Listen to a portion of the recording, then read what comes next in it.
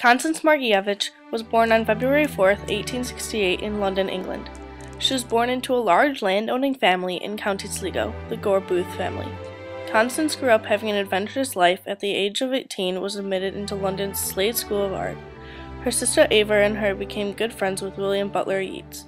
A few years later, Constance moved to an art school in Paris where she met Casimir Markievicz.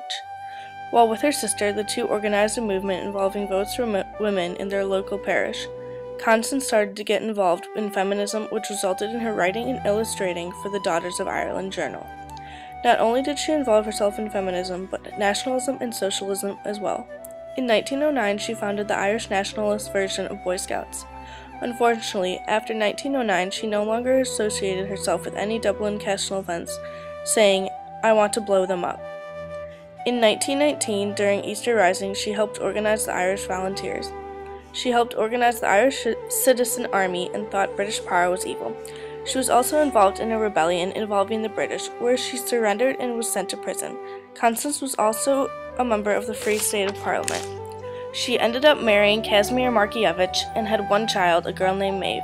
After her birth, Constance moved to Dublin and let her child be raised by her grandmother. She was an important part of Irish history because of her roles in feminism, nationalism, and socialism, as well as being an Irish rebel.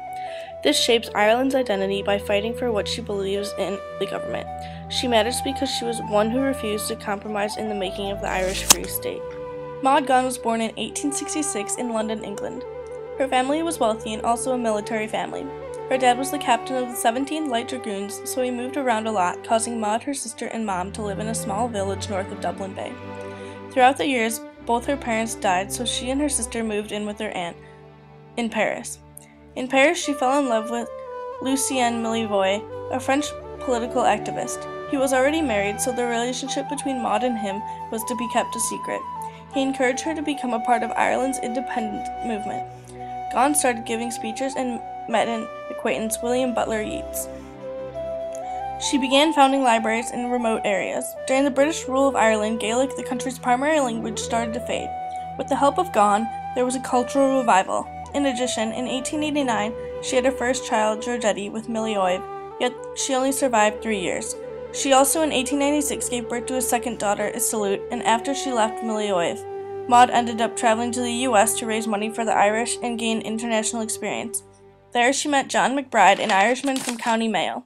The two married, had a son, Sean, then separated. As a result, she was told to avoid Ireland for the next 11 years.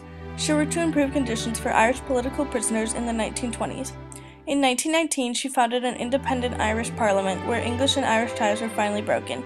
She fought for Irish freedom, especially on Easter Monday. She was an important part of Irish history because she revived the Gaelic language and fought for Irish freedom. This shaped Ireland's language and status, free. She matters because there was a loss of culture in Ireland and she revived it and played a major role in nationalist movements throughout Ireland. Gonne was amused to Yeats, yet she told him, "I am so glad I did not marry you."